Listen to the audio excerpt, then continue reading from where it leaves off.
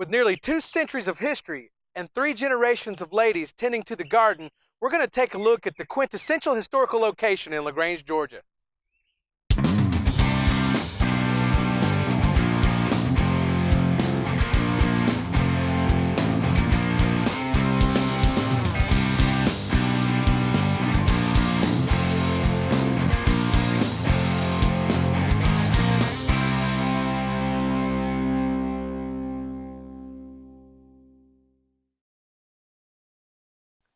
So we're standing in the foyer of the Fuller Callaway home, and we're here with Sue Ellen, who's going to tell us all about how it came to be.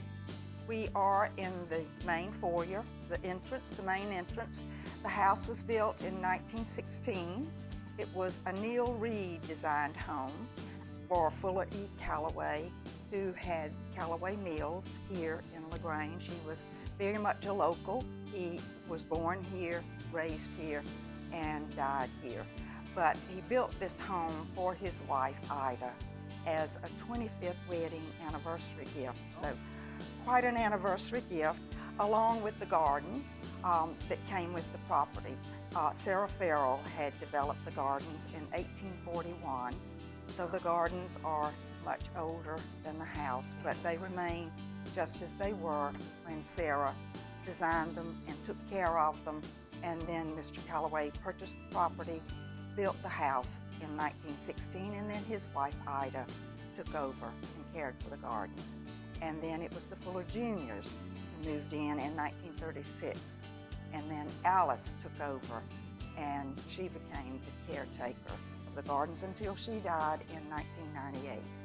One of the things that I noticed was that the house actually came after the gardens. Right. So the garden was here in place first, and I think a lot of people may not understand that the house was then built after the gardens. Right. Mr. Callaway knew about these gardens, and he loved them. And that was the reason he purchased this property, because of the gardens. And he hired Neil Reed and Hal Hentz, two young architects, to design this house. They came up with this Italian villa design. And they felt that it would flow right into and with the garden, and it turned out to be a perfect match. It was a very interesting story the way he acquired this land, because if I'm not mistaken, the lady who started it reached out to him at an earlier time in life and shared her passion for the gardens, and then he later picked up the legacy by purchasing it at auction. You're right. Fuller delivered groceries. He would walk through her garden. Of course, she'd be out in the garden working, and they became really good friends. And I'm sure he asked lots of questions. So she became very fond of Fuller, and she remarked that she would one day love for him to have this garden and care for it, because she knew that he loved it just as she did. And that came to be when the garden was up for sale. Then Fuller decided this would be the place that he would build the home that he had been planning on. He said this would be the only home he would build in his lifetime.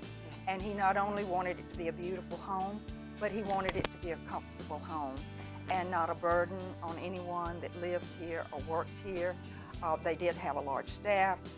They also had a large family members that lived here. At one time there were 12 family members that lived in this house. And Ida, she remarked that it was a very happy home with some of her relatives here and some of his. And it was a happy coexistence. That's great. And the way the house is now is the way that Alice and Fuller Jr. did the house. They moved in 1936, and through the years, it developed into what it is today. When they left the house to be open to the public, they wanted it left just as it was, with their contents, their furniture, their objects, the rugs. So the house is just like it was, but with some original 1916 pieces. Sure. But we're in the main foyer, and the foyer's walls are covered in beautiful wallpaper. Alice had this wallpaper put in 1980. It's Italian, and it was meant to look like marble, and I think it's a really good resemblance. There was 24 karat gold dust that was mixed in with the paint when it was made, and it's in like squares, so it looks like big squares of marble. Right. But it gives a really nice, warm, golden glow to the foyer.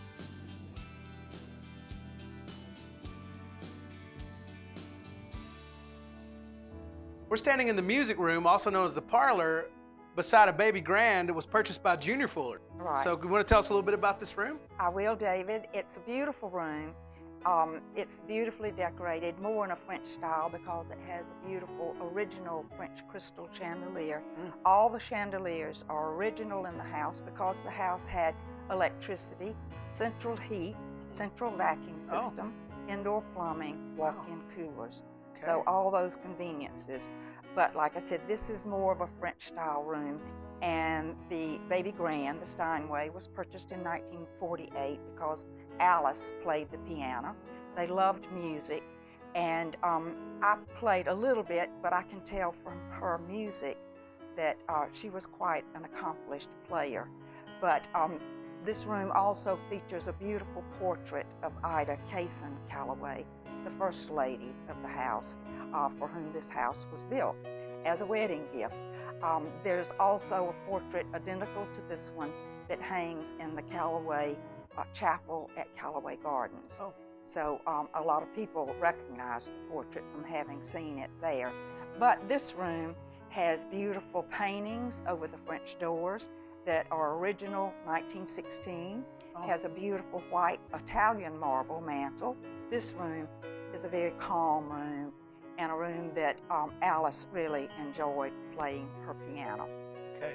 And from this room, I think maybe we'll go across the hall and go into the library. Okay. Which is more the gentleman's room. All right. Okay. We're here in the library of the estate, and there's a lot of history in this room. I've noticed some books behind me. There's some paintings and some pictures of the family as well. Can you expound on those a little? I will, David. This room was probably one of the most used rooms in the house. It's a very comfortable room and a cozy room, and it does have beautiful bookcases. All of the books in this room are books that belong to Fuller Sr. and Fuller Jr. They were both avid readers. This room also has beautiful woodwork. See the crown molding, the surround around the bookcases, and the fireplace. So it is a very cozy room, and they did use the fireplace in this room a lot in the wintertime. The desk and the chair in this room are original 1916 pieces. There's also a painting over the desk that was painted by Fuller Jr. He took up painting as a hobby, and his teacher was Lamar Dodd, who was at one time head of the University of Georgia's art department. The painting was done for his wife Alice, and it is of water and cliffs, has a beautiful sunset. The one below that is a facade or the outside of the house in the garden. It was painted by Lamar Dodd. And Lamar Dodd lived just across the street and visited the garden a lot also. But that's a beautiful painting. There's some paintings, some portraits in this room. One portrait of Fuller's brother, Pope, and also a portrait of his mother, Sarah Jane Howard. In this room also is a beautiful portrait of Fuller E. Calloway, the man that built this house. And so it's in a prominent place over the fireplace, and that has been here since 1916.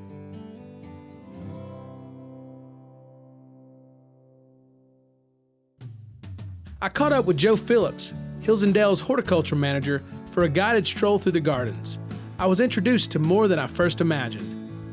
A beautiful day in the gardens of Hills and Dales is like nothing else. With a variety of hundreds of plant species that have been cultivated in some cases for well over a century, it's easy to be carried away to a place that is filled with thoughts of peaceful romanticism and graceful beauty that exists in a garden that is simply beyond description. Alice Calloway put this garden in beginning sometime during the late 50s, early 60s. She wanted a pretty flower garden near the pool for her guests to see, especially if they didn't have time maybe to walk through the historic garden. Right.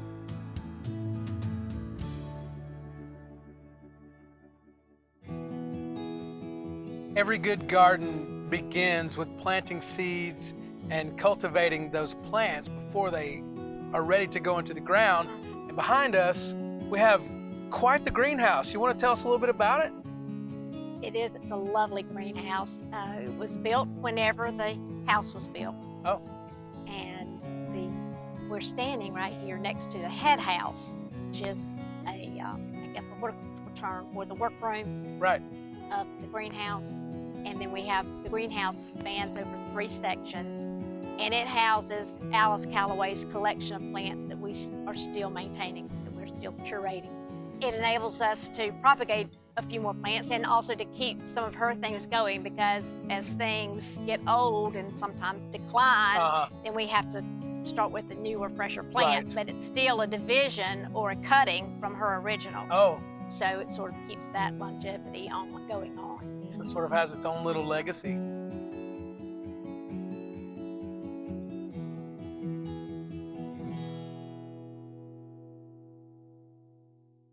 We're standing in front of one of the old wells. Can you tell us a little bit more about the history behind this well in this particular section of the garden? Within the church garden, we have the remains of this well, and the Farrell family used well water whenever they lived here in the 19th century. Probably most of LaGrange, was on wells. Right. By the time the Calloways built the home here, they were able to have it plumbed with city water. But they left 2 of the old well heads. There's one here and one elsewhere east of here in the garden. Tell me a little bit about this thing we're standing on. What is it called? We just call it the wisteria in the church garden. Okay. But these are the trunks of 4 cedars, eastern red cedar trees that Mrs. Farrell had planted around the well. Right. And they were still alive. They were living trees when Alice Calloway moved here in 1936. Oh. And her comment to me was that at some point over the years, they became straggly and unwieldy. So she decided her idea of treatment for them at this point was to top them, cut the tops out, leave the trunks, which they look a lot like columns. Yes. And this is white Chinese wisteria that's growing up each trunk, and it's festooned on a chain around the 4 trunks. And it just finished blooming. There's still a few blooms that are left. Right. It gives it a real chapel effect Yes. whenever it blooms.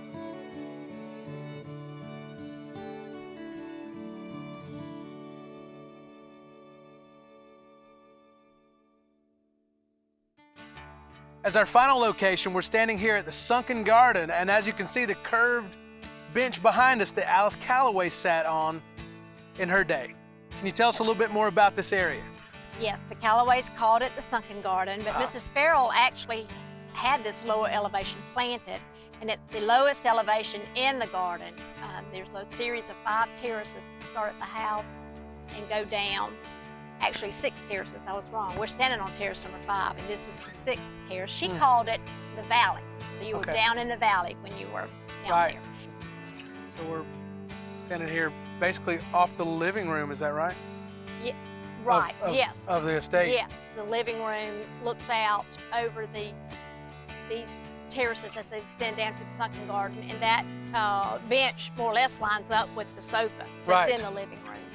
So if we remember, the sofa from the inside was meant to mimic the bench that we're looking at here. That's correct. Yes. The sofa was custom made to mimic that bench because it had such sweet memories for Alice. She just fell in love with this place and fell in love with the garden, and I think she had had a crush on Fuller for a long time prior to that, but it just reminded her, the sofa did, of a very romantic evening that she spent here prior to them getting engaged.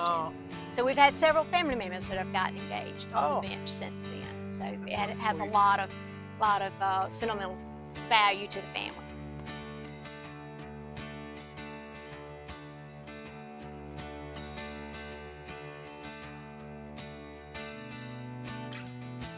Horticulture, history, and a heartfelt story of how one of the most beautiful gardens in the world came to be. Until next time, this has been Doing Stuff. I'm David Anarelli.